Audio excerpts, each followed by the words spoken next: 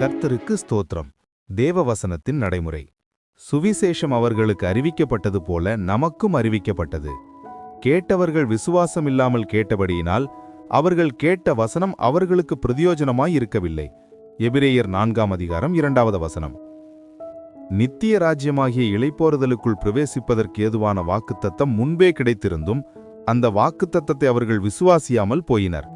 ஆகையால் அவர்கள் கேட்ட வசனம் அவர்களுக்கு பிரயோஜனமில்லாமல் போனதினால் இளைப்போறுதலுக்குள் பிரவேசிக்க முடியாமல் போயின. ஆனால் அந்த சுவிசேஷம் நமக்கு அறிவிக்கப்பட்டது போது அவைகள் எல்லாம் திருஷ்டாந்தங்களாக அவர்களுக்கு சம்பவித்தவைகள்.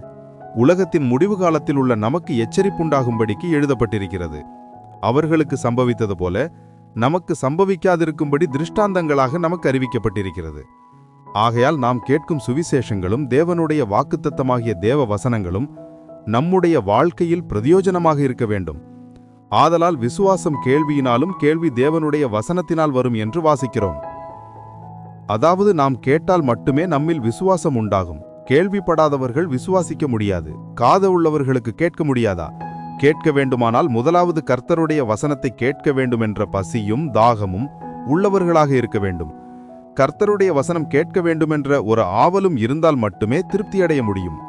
இரண்டாவதாக தேவனுடைய வசனத்தை கேட்கும்படிக்கு அதிகாலையில் தேவனுடைய ஆலயத்திலே தேவ சமூகத்தின் கூடிவர வேண்டும்.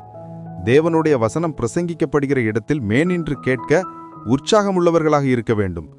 வீட்டிலோ மற்ற இடங்களிலோ இருந்தால் கேட்க முடியாது. இனியும் கேட்கிறதற்கு காது உள்ளவன் கேட்கட்டவன் என்று இயேசு பலமுறை சொன்னது போல கேட்கக்கூடிய காது உள்ளவர்களாக இருக்க வேண்டும். நாம் துல்லியமாக கல்விமானைப் போல கேட்டு கற்றுக்கொள்ளும்படி காலைதோறும் எழுப்பி செவியை கவனிக்கச் செய்ய வேண்டும். அப்படியானால் கர்த்தருடைய கட்டளைகளை கவனமாயும் பொருந்தி செவி கொடுத்தும் கேட்க முடியும். ரோமரில் விசுவாசம் கேள்வியினாலும் கேள்வி தேவனுடைய வசனத்தினாலும் வரும் என்று வாசிப்பதால் நாம் கேட்பது தேவனுடைய வசனமாகவே இருக்க வேண்டும். இந்த நாட்களில் அநேகர் மனுஷனுடைய கற்பனைகளை உபதேசங்களாக போதித்து தேவனுக்கு வீணான ஆராதனை செய்கிறார்கள். ஆகையால் அவர்கள் போதிக்கும் வசனங்களும் உபதேசங்களும் கேட்கிறவர்களுக்குள் விசுவாசத்தை கொண்டு வருவதில்லை. தான் கட்டளையிட்ட உபதேசத்தை கற்பிக்கும்படியாகத்தான் இயேசு தன் சீஷர்களிடம் கூறினார். அதனால்தான் அப்போஸ்தலனாகிய பவுல் தன்னுடைய அனுபவத்தை சொல்லும்போது தனக்கு விதேசித்த தைரியம் உண்டாயிருந்தது.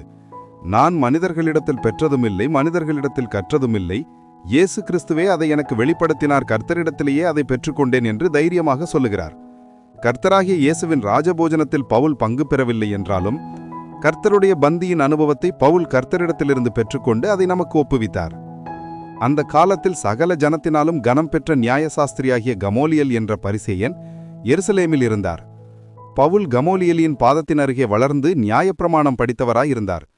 தான் இயேசுவினால் சந்திக்கப்பட்டு கர்த்தருடைய சீஷனாக மாறினதை போது நியாயசாஸ்திரிகள் எனக்கு ஒன்றும் போதிக்கவில்லை என்று சொல்லுகிறார். நான் அதை ஒரு மனுஷனால் பெற்றதுமில்லை, கற்றதுமில்லை, இயேசு கிறிஸ்துவே அதை எனக்கு வெளிப்படுத்தினார் என்று பெருமிதம் கொள்கிறார். அதுபோல கர்த்தருடைய கையில் இருக்கிற பரிசுத்தவான்கள் எல்லாரும் கர்த்தருடைய பாதத்திலிருந்து கர்த்தருடைய வார்த்தையினால் போதனை அடைகிறவர்களாக இருக்க வேண்டும். கர்த்தருடைய ஆலோசனையில் கூட நின்று அவருடைய வார்த்தையை கவனித்து கேட்டறிந்து அதை ஜனங்களுக்கு தெரிவிக்க உற்சாகமுள்ளவர்களாக காணப்பட வேண்டும். அப்படி செய்யும்போது கர்த்தர் தம்முடைய ஜனங்களுக்கு அவரவர்களுடைய நிலவரத்துக்கு ஏற்றபடி அருளி செய்வார். மலையானது இளம் பயிரின் மேல் பொழிவது போலவும் பனித்துளிகள் புல்லின் மேல் இறங்குவது போலவும் கர்த்தருடைய உபதேசங்களும் வசனங்களும் அவர்கள் மூலமாக கொடுப்பார். தேவனால் தேவ ஆவியினால் அவர்கள் தேவனுடைய வசனங்களாகிய பெரிய காரியங்களை பேசும்போது கேட்கிறவர்களுக்கு தங்களுடைய பாஷையில் தங்களோடு பேசுவது போல காணப்பட்டு அவர்களுக்கு இந்த கிறிஸ்துவின் வசனங்கள் விசுவாசமாக மாறும்.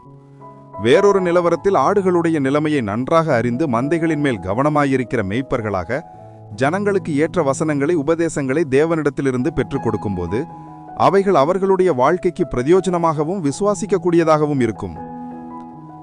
தன்னுடைய உறவின் முறையாரையும் தன்னுடைய விசேஷித்த சிநேகிதரையும் தன்னுடைய வீட்டில் வரவழைத்து கூடிவர செய்து கொண்டு கொர்நேலியு பேதுருவினிடத்தில் தேவனால் கட்டளையிடப்பட்ட யாவையும் கேட்கும்படி நாங்கள் எல்லாரும் தேவ சமூகத்தில் கூடியிருக்கிறோம் என்று சொன்னது போலுள்ள மனோபாவம் உள்ளவர்களாக நான் கூடிவர வேண்டும். உம்முடைய கற்பனைகளை நான் வாஞ்சிக்கிறபடியால் என் வாயை என்று திறந்து அவைகளுக்கு ஏங்குகிறேன் என்பது போல தேவ சமூகத்தில் கர்த்தாவே எங்களுடைய ஜீவிய நிலவரத்திற்கு ஏற்றபடி எங்களோடு பேசும் என்று ஜெபிக்கிறவர்களாயிருக்க வேண்டும். அப்படி செய்யும்போது கர்த்தருடைய ஆவியானவர் தேவ சமூகத்திலிருந்து வசனங்களை ஆராய்ந்தறிகிற ஊழியர்களை நமக்கு தருவார். உங்களுக்கு என் இருதயத்திற்கு ஏற்ற மெய்ப்பர்களை கொடுப்பேன், அவர்கள் உங்களை அறிவோடும் புத்தியோடும் மேய்ப்பார்கள் என்று தேவனுடைய வார்த்தையைப் போல சபையை நடத்தும்படி தேவ சத்தத்தை கேட்க பண்ணுகிறபடியால் அது ஜனத்துக்கு விசுவாசமாகவும் மிகவும் பிரயோஜனமாகவும் மாறும். இனியும் ஒருவன் தனக்கு விசுவாசம் உண்டென்று சொல்லியும் கிரியைகள் இல்லாதவனானால் அதனால் பிரயோஜனம் என்னவென்று கேட்கிறார். ஆகையால் கிரியைகள் இல்லாத விசுவாசம் தன்னில் தானே செத்ததாயிருக்கும், அதனால் ஒரு பலனும் இல்லை என்று புரிந்து கொள்ள வேண்டும். ஆகையால் நம்முடைய விசுவாசம் நமக்கு பிரயோஜனப்பட வேண்டுமென்றால் நம்முடைய விசுவாசம் கிரியைகளோடு கூட முயற்சி செய்து கிரியைகளினாலே விசுவாசம் பூரணமாக்கப்பட வேண்டும். ஆபிரகாமை குறித்து தன்னுடைய குமாரனை பலிபீடத்தில் செலுத்தினது போது கிரியைகளினால் அவன் நீதிமானாக்கப்பட்டான், அவனுடைய விசுவாசம் நீதியாக எண்ணப்பட்டது என்ற வேதவாக்கியம் நிறைவேறியதென்று பார்க்கிறோம். அப்படி நம்முடைய விசுவாசம் நமக்கு பிரயோஜனமாக்கப்பட்டு நம்மிடம் நிறைவேற்றப்பட வேண்டும். எடுத்துக்காட்டாக சகோதரர்கள் ஒருமித்து வாசம் பண்ணுகிறது எத்தனை நன்மையும் எத்தனை இன்பமுமாக இருக்கிறது, அங்கு கர்த்தர் என்றென்றைக்கும் ஆசீர்வாதத்தையும் ஜீவனையும் கட்டளையிடுகிறார் என்று வாசிக்கிறோம். இந்த வசனத்தை கேட்டு விசுவாசிக்கிற ஒரு மனிதன் இந்த ஆசீர்வாதத்தையும் ஜீவனையும் பெற்றுக்கொள்ளும்படிக்கு அந்த வசனங்கள் அவனுக்கு பிரயோஜனமாக இருக்க வேண்டுமென்றால் இங்கே சொல்லப்பட்டது போல தன்னுடைய குடும்பத்தில் ஐக்கியம் உள்ளவனாய் ஒருமனதோடும் சந்தோஷத்தோடும் ஒருமித்து வாழ்கிறவர்களாக காணப்பட வேண்டும். பாலை மரத்தில் காய்கள் பிரிந்திருக்கிறது போல பிரிந்து ஜீவித்தால் வசனம் பிரயோஜனப்பட முடியாது. ஏசாவையும் யாக்கோபையும் போல இருதயத்தில் பகையும் தந்திரங்களும் வைத்துக்கொண்டு ஒரே தாயின் பிள்ளைகளாக ஒரே வீட்டில் ஒருமித்து வாழ்ந்தாலும் இருதயங்களை ஆராய்கிற கர்த்தர் அவர்களை பிரிப்பதையல்லாமல் ஆசிர்வதிக்க முடியாது. சமாதான கட்டினால் ஆவியின் ஒருமையை காற்றுக்கொள்வதற்கு ஜாக்கிரதையாக இருப்போம். அப்போதுதான் தேவனுடைய ஆசீர்வாதம் கிடைக்கும். பவுல் அப்போஸ்தலன் கிரியைகள் இல்லாமல் விசுவாசத்தால் நீதிகொளிக்கப்படுகிற காரியம் சொல்லும்போது வசனங்களில் கவனித்து பார்த்தால் விசுவாசத்தால் வருகிற நீதி கிருபையாக கணக்கிடப்பட்டு சுதந்திரம் கிருபையினால் ஒருவன் ரட்சிக்கப்படுகிற அனுபவத்தை ஞாபகப்படுத்துகிறது. தேவனுடைய ஈவாகிய ரட்சிப்பு விருத்த சேதனத்தினாலோ நியாயப்பிரமாணத்தின் கிரியைகளினாலோ அல்லாமல் கிருபையினால் இயேசு கிறிஸ்துவில் உள்ள விசுவாசம் மூலமாக நமக்கு கிடைக்கிறது. ஆனால் விசுவாசமுள்ளவனாகி ஞானஸ்நானம் பெற்றவன் ரட்சிக்கப்படுவான் என்று சொல்லுகிற இயேசு விசுவாசியாதவன் ஆக்கினைக்குள்ளாக தீர்க்கப்படுவான் என்றும் ஞாபகப்படுத்துகிறார். விசுவாசியாதவன் விசுவாசத்தின் கிரியாகிய ஞானஸ்நானம் பெற்றுக்கொள்ளாததினால் கிருபையால் உள்ள ரட்சிப்பாகிய ஈவு என்ற வாக்குத்தத்தம் தனக்கு பிரயோஜனப்படாமல் ஆக்கினைக்குள்ளாக்கப்படுகிறான். வசனங்களில் அப்போஸ்தலன் நம்மிடம் சொல்வது என்னவென்றால், முன்னே நீங்கள் பாவத்திற்கு அடிமைகளாயிருந்தும் உங்களுக்கு ஒப்புவிக்கப்பட்ட ஞானஸ்நான உபதேசத்திற்கு நீங்கள் மனப்பூர்வமாய் கீழ்ப்படிந்தபடியினால் நீதிக்கு அடிமைகளாக நீதிகொளிக்கப்பட்டவர்களாகினார் என்று ஞாபகப்படுத்துகிறார். ஆபிரகாம் விசுவாசத்தில் தேவனை பற்றி 2 அனுபவங்களை சொல்லுகிறார். 1 மரித்தாரை உயிர்ப்பிக்கிறவர் என்றும் 2 இல்லாதவைகளை இருக்கிறதைப் போல அழைக்கிறவர் என்றுமாகும். இதில் 2வது காரியத்தை குறித்து பவுல் அப்போஸ்தலன் சொல்லும்போது, ஆபிரகாம் நம்புவதற்கு ஏதுவல்லாதிருந்தும் அதை நம்பிக்கையோடு விசுவாசித்தான். வாக்கு பண்ணின தேவன் நிறைவேற்ற வல்லவர் என்று முழு நிச்சயமாய் நம்பி தேவனை மகிமைப்படுத்தி விசுவாசித்தான். ஆகவே மற்றொன்றும் செய்ய வேண்டியதாக இருக்கவில்லை. இங்கு ஆபிரகாம் நீதிமானாக்கப்பட்டார் என்பதை நீதியின் முதல் பகுதியாக காணலாம். தான் விசுவாசித்த தேவனுடைய மற்றொரு அனுபவம் மரித்தாரை உயிர்ப்பதாக இருக்கிறது. இது விசுவாசத்தின் 2வது பகுதியாக பார்க்கிறோம். மரித்தாரை உயிர்ப்பிக்கிறார் என்று விசுவாசிக்கிறதினால் ஈசாக்கை பலி செலுத்தும் கிரியை செய்தால் மட்டுமே தன்னுடைய விசுவாசத்தை வெளிப்படுத்த முடியும். அதுபோல விசுவாசம் கிரியைகளோடு கூட முயற்சி செய்து கிரியைகளினால் விசுவாசம் பூரணமாக்கப்பட்ட போது விசுவாசம் நீதியாக எண்ணப்பட்டது என்ற வேதவாக்கியம் நிறைவேற ஏதுவாகும். ஈசாக்கின் பிறப்பில் விசுவாசித்து தேவனை மகிமைப்படுத்தி விசுவாசத்தின் 1வது பகுதியை வெளிப்படுத்திய ஆபிரகாம் ஈசாக்கை பலி செலுத்தி விசுவாசத்தின் பூரணத்தில் வந்தபோது தான் நீதிகழிக்கப்பட்டான் என்கிற வேதவாக்கியம் நிறைவேறுகிறது.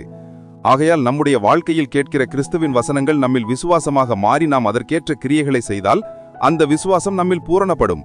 அப்போது தேவனுடைய வசனங்களை நமக்காக நிறைவேற்றி அதில் உள்ள ஆசீர்வாதங்களை பெறவும் அந்த தேவனுடைய வசனங்கள் நமக்கு பிரயோஜனமாகவும் மாறும். நம்முடைய பிதாவாகிய ஆண்டவர் இந்த அனுபவங்களுக்கு நம்மை தகுதியுள்ளவர்களாக்கி தம்முடைய ஆசீர்வாதத்தின் பூரணத்தால் நிறைத்து தம் நாமத்தை மகிமைப்படுத்துவாராக.